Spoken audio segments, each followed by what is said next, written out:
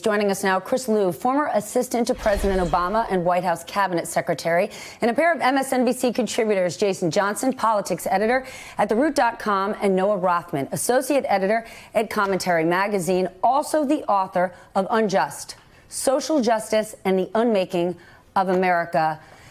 Noah, the divide and conquer strategy worked for the president when he ran in 2016. But in 2018, it failed. The days, the weeks leading up to the midterms, that's when the president went hard on the caravan. He called for sending the military down to the border. And what did people do? They showed up to vote. They voted against that, and they voted for solving health care and other issues like that. What's up with the president going back to this strategy? Yeah, I don't know. It's really kind of counterproductive, you would think. There was no border crisis at the time the president was making an issue of it, and voters reacted accordingly. He has a crisis now. It has materialized in 2019, and so he's abandoned it. The common thread here, and when he goes after these people, is that they have offended him in some way. They have insulted him, or he feels assaulted.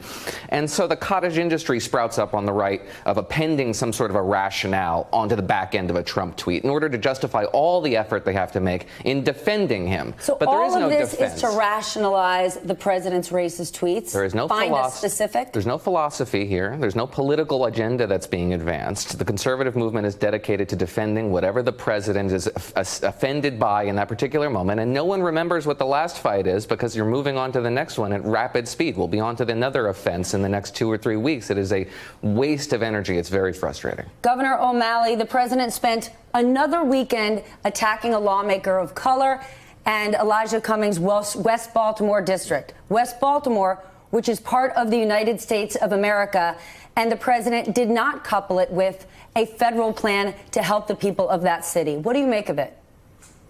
Well, you know, it's I'd like to say I'm surprised by it, but I'm not terribly surprised. I will say this, Stephanie.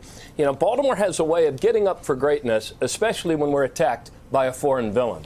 So the sort of things that President Trump said about this great American city, the birthplace of the Star-Spangled Banner, I think shocked the conscience of good people throughout our country. And it's also interesting, you know, he has a track record of always talking about rats and infestation when he talks about places where great numbers of people of color happen to live. So it's disgusting. It's beneath the office of the presidency, and we're going to have to rise above it. Congressman Cummings, I can tell you from having been mayor, fought very hard and succeeded in helping Baltimore with additional police officers for those 10 years that we actually led the nation in reducing violent crime. And Congressman Cummings also had secured $1 billion federal investment in a mass transit line that would have connected the poorest parts of our cities, which unfortunately was tubed by our Republican governor. So look, progress requires collaboration, and collaboration isn't something that Donald Trump is capable of. Jason, I want to share what DNC Chair Tom Perez said last night on MSNBC. The distraction of 2020 is going to be, again, to attempt to divide this nation along racial lines, and that's not going to work. Don't allow Donald Trump to be distracted. That doesn't mean you don't stand up for civil rights. You don't stand up when one of our own is attacked, but make sure we understand what this is about. This is about distracting the American people from the task at hand. Jason, so what do you do with that? The president launched this attack this weekend. You and I both know, come the Sunday shows, there was a lot to cover. It could have been Jeffrey Epstein. It could have been Robert Mueller's testimony. It could have been more and more Democrats calling for the president's impeachment. It could have been about Americans who are fighting to not lose their health care, or it could have been about the GDP number being lower than expected. Yet none of those were the top story this weekend because of the president's attack. He's okay with being called a racist. There's nothing new. What do Democrats do about these massive distractions? Well, Stephanie, I think the Democrats need to do this. And quite honestly, I think all of us in sort of this industry have to think about this. And this goes back to Baltimore. I'm a professor of politics and journalism at Morgan State University, which is in Cummings' district. He's done great things for us and helping us construct and keep the school safe. One of the things that Democrats have to understand, and they have to try and work to control this narrative, is that at the end of the day, the president of the United States is who he is. We have to move away from this idea that the president is automatically news whenever he opens his mouth. Because if he's not offering something new, there's no reason to talk to him. Look, when the president comes out with a policy, we can say, all right, look, this is what President Trump says about migration. president says about Iran, that is actually news, and the Democrats can attack that from a policy perspective. But we don't have to jump every single time a cranky old man wakes up and says something racist, because he's going to do that every day. He's going to do that all the way until 2021, whether he's in office or out. So that's what I think the real challenge is. It's not to ignore him. It's to make sure that we only focus on the things that he says that matters. And Donald Trump being a racist doesn't matter anymore, because we already know that's who he is. We should talk about his policies. Then where's the rest of the Republican Party, specifically those who are running for Congress? Chris, I want to share a bit of what we heard this weekend from one of the president's closest advisors, Mick Mulvaney, speaking on a Sunday show. You know, though, that this is a majority black district. And when the president calls it rat infested, he says no human being would live there. Do you understand that that is offensive to the Americans who do live there? I understand that everything that Donald Trump says is offensive to some people. No human being would want to live there. When Donald Trump attacks people, this is being perceived as racist. Do you understand why? I understand why, but that doesn't mean that it's racist. Okay, Chris. Mick Mulvaney is saying that doesn't mean it's racist. Yet when the president is attacking a city, he is not going after states like Louisiana, Mississippi, New Mexico, West Virginia that actually have the highest percentage of people living in poverty. He is not going after McAllen, La Cruces, Laredo, cities with the highest poverty rates. Those cities are not predominantly black, but Baltimore is.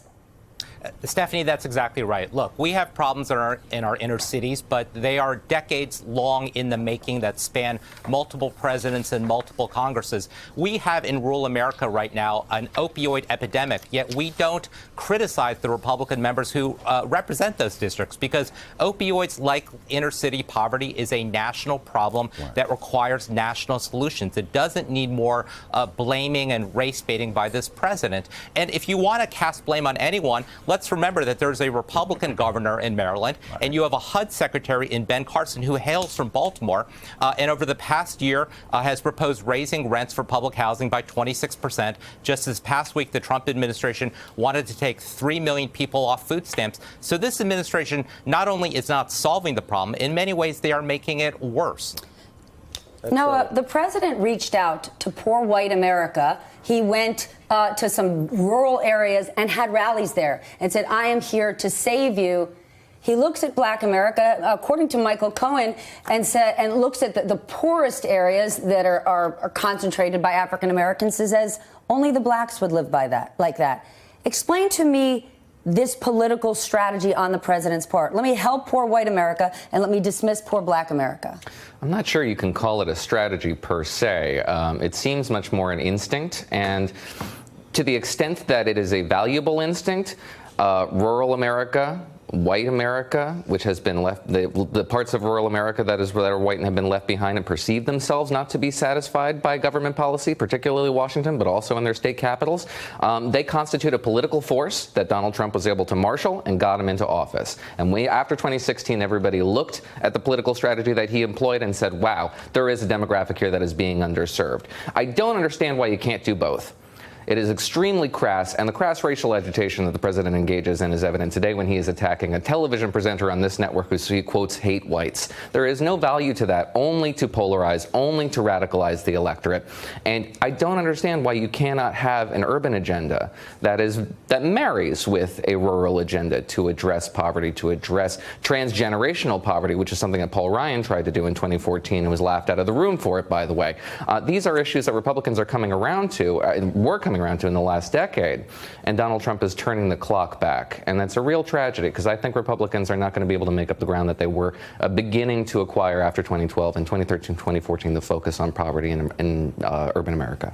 Governor O'Malley, do you want to weigh in here? I think often about what does this mean for Republicans who are running for office, because that 2018 midterm election was devastating for Republicans. And the president in 2016 was able to say, America is broken, I'm going to fix it. But now he's got a 2-year track record of not doing that. And in fact, you mentioned all the programs that have been cut. Yeah, look, Stephanie, I would disagree with your last guess. I think this is definitely part of a strategy. I mean, let's be honest here. In a time when people are fearful about a rapidly changing economic future, Donald Trump has said to them, hey, trust me, I'm going to protect your shrinking part of the pie, and I'm going to protect it from those people who aren't like us. We're going to make America great again, by which he means the coded language, going to make America white again. This is part of the calculation. It is part of the impoverished vocabulary of a scapegoating fascist, and it is something that is going to become more intense and more regular with every passing day.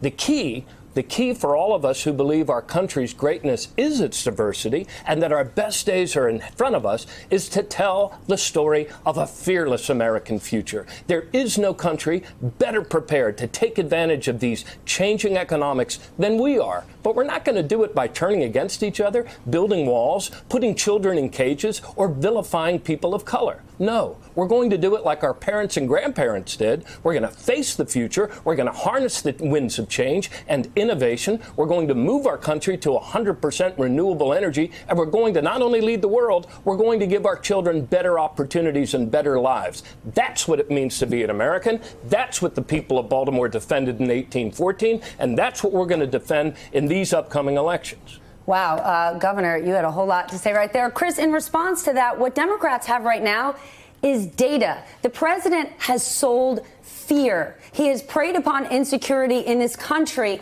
and it worked for him. And if you actually look at the data, some of the poorest rural communities today have overwhelmingly optimistic views on their economic future, even though nothing has gotten any better. Is this an opportunity for Democrats to focus on what the president, beyond rhetoric, has actually done in the last 2 years?